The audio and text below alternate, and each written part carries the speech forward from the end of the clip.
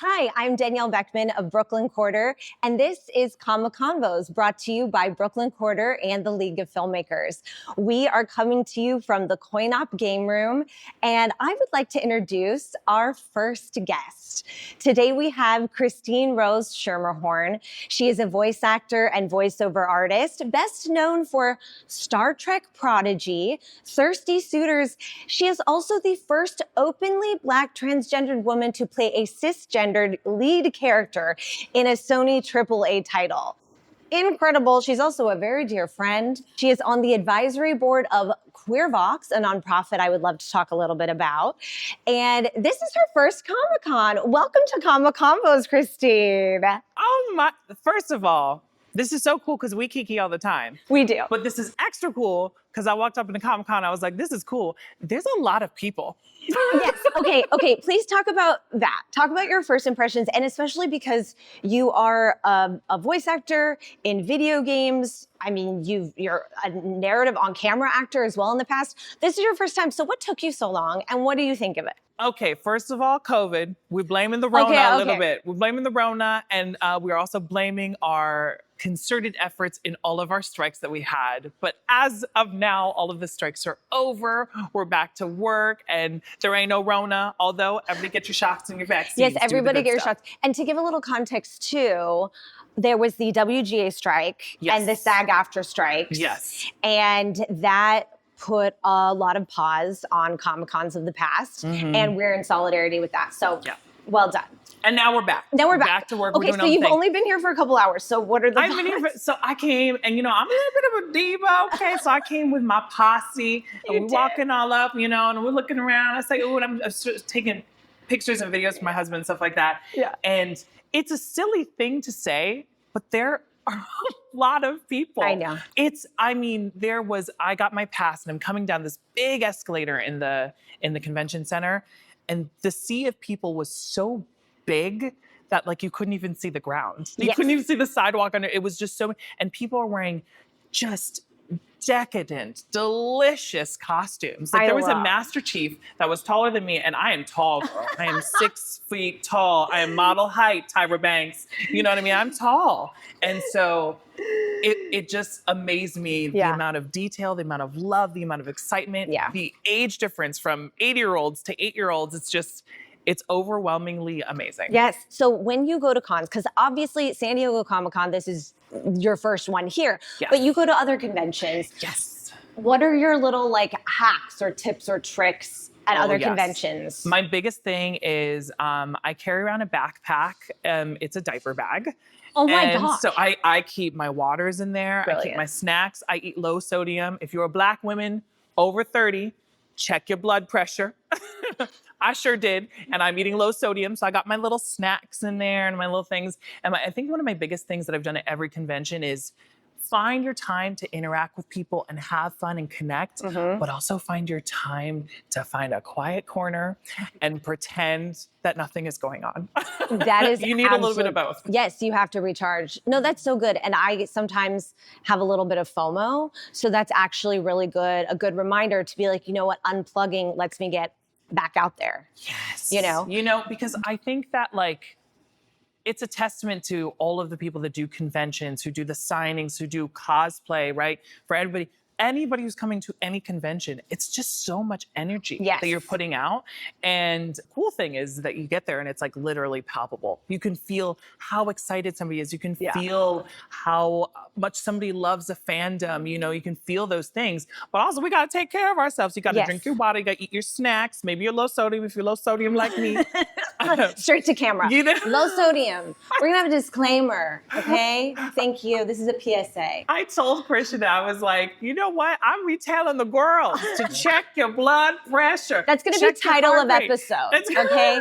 Check your blood pressure, title of as they say in Las Culturistas.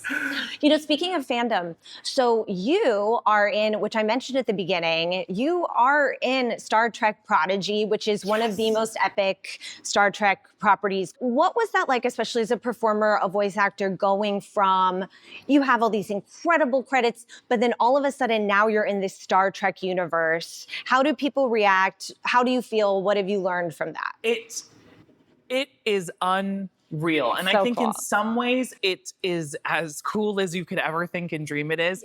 And I think my favorite thing, especially about Star Trek Prodigy, is that everybody jumped in with both feet. Like, everybody just really dove in. And we also spent so much time on one episode. We worked across, granted it was during COVID, so I'm sure some things got slowed down a little bit, but we worked across on my episode alone. And, it's about Ion and my planet and everything like that. My episode alone, we took over the course of over a year to record it. And I so kind of much remember that work. actually. Yeah. Because I was like, wait, she's still working on it. She's still working on it. Me too. And I was people like, don't, I have a job. people don't know that. Yes, we love a job. We love employment. And what episode number is that again? Season 2, episode 8. Okay. I think. Episode 8. I'm pretty sure it's Double season check 2, our episode work, but no, it's incredible. And your character runs stuff. I was going to say my the other gosh. word, SH word. Are we allowed to curse? I don't know. Your character runs shit. Okay, I said it. Yeah, it's funny too, especially I think for Ion. Ion's got this low kind of yogi vibe, but commands so much power. And I think the beauty of that episode is that Ion commands power in what isn't said rather than what is said. I think a lot of what Ion gives as far as information goes is, for some, maybe only part of the story until as the episode continues, and then you start to realize oh, I don't think I had the whole story. Oh, why did Ion decide to say things like that? And I think I had so much fun working on it because one of the beauties of Star Trek in its entirety is that it wasn't ever just good versus evil. There was always a lot of nuance of well, this person might have done something that at first I thought was evil, but I see the reasons behind it. And maybe they just have a different view on something. So it has a lot of this human nuance to it. I love it. Star Trek has so much nuance, and I've been a Trekkie since birth. And thank you, Greg Beckman, that's my father.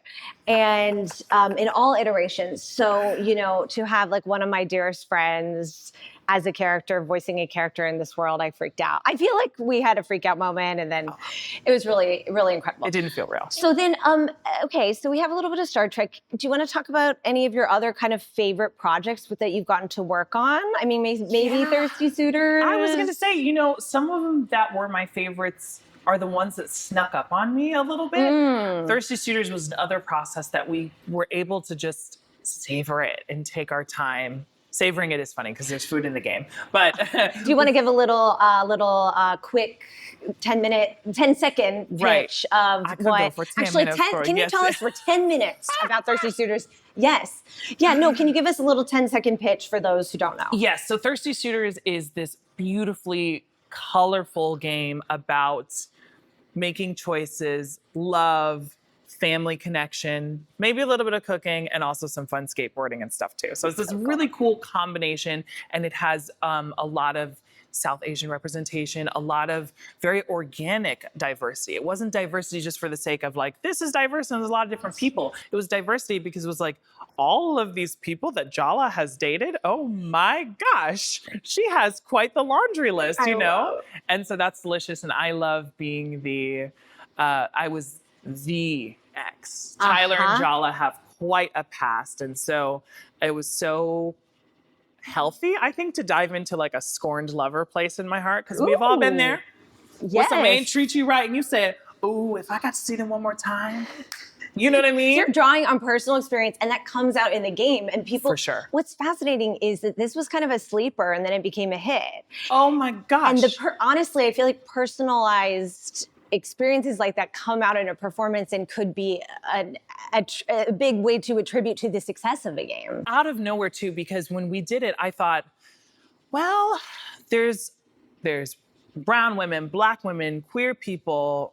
Tyler is trans, just like me, another black trans woman. And so I thought this could be too ahead of its time, but I hope some people get to play it. And then all of a sudden, we won at Tribeca Games, and I was like, oh, okay. And then the game came out and it was on Game Pass, and all of a sudden everybody in half was like, I'm playing this game, There's Suitors. I said, oh, I'm in there. I'm the black girl on the front. And they was like, oh my God. And then we went to the GLAAD Media Awards, and that was my first GLAAD Media Awards, and Samantha Lux and Oprah were there, and I was like, what's happening? And then tell us what you were nominated for. So we were nominated for,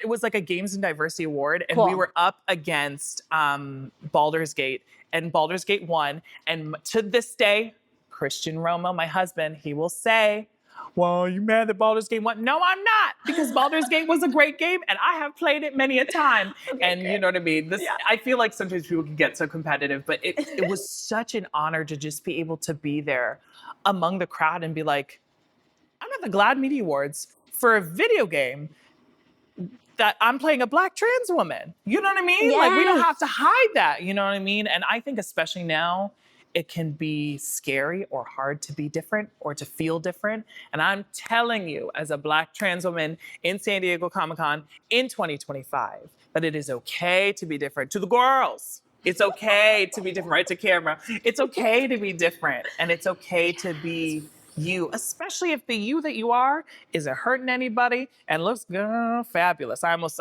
cursed, sorry. And looks I just cursed. Fabulous. Do it. I almost said looks goddamn fabulous, which ain't even that bad of a curse. That's God bless. That's on daytime fabulous. TV. That's allowed.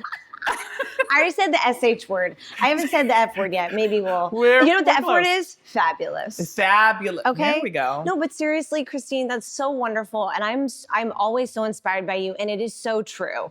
And you are here and like living in that place, and like look at the way, like you said, it's not we're not pigeonholing representation or diversity. These are actual people and actual stories in the way people live. 100%. And I think that sometimes I think people, especially around the country and probably a lot of places in the world, people haven't realized that they've met a trans person or they don't know that they've met a trans person. And so the idea of it is something so different because society, I'll stick to society, at least in North America and the US and Canada, has this very bi-gender, just the two-gender system. But it's really a lot more than that. Like you go off to Hawaii, and in Hawaii, they have Mahu, which is a third gender space, right? And includes trans women. You go to Thailand and they have the ladyboy culture and everything, which is inclusive to trans women. And so you have all of these different cultures. And so what I love is that when our characters are just there,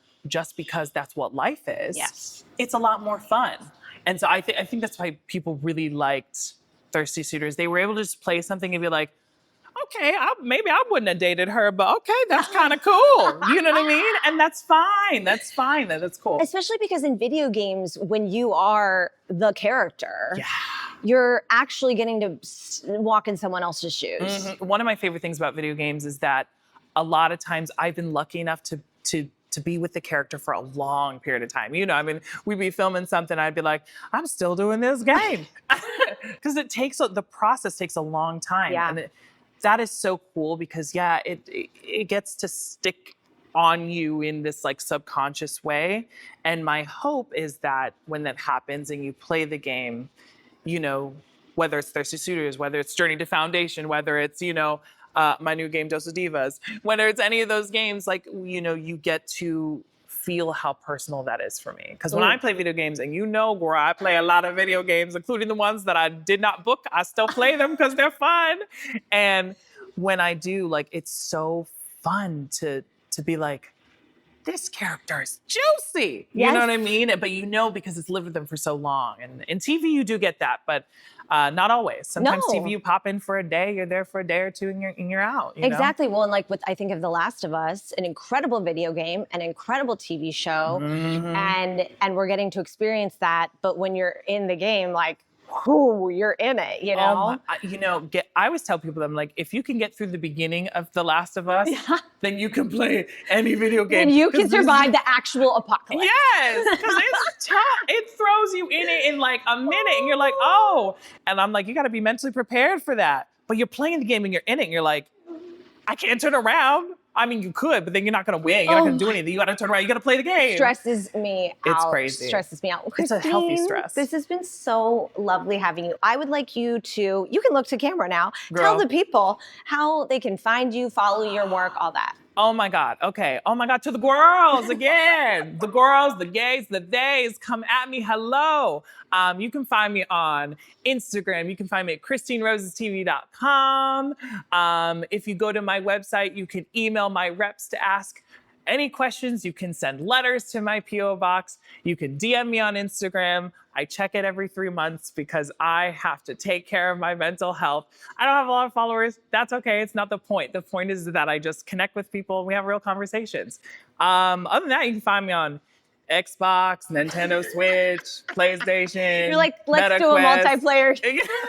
Let's get you know what? together. If you really want to know the tea, you can play Red Dead Redemption 2 online with me. You can play Fortnite online with me. You can play Roblox. That's what my brother's daughter, she played the Roblox. You can play, Cute. I don't play Roblox. I'm a little too old for Roblox, but you can play whatever you want with me.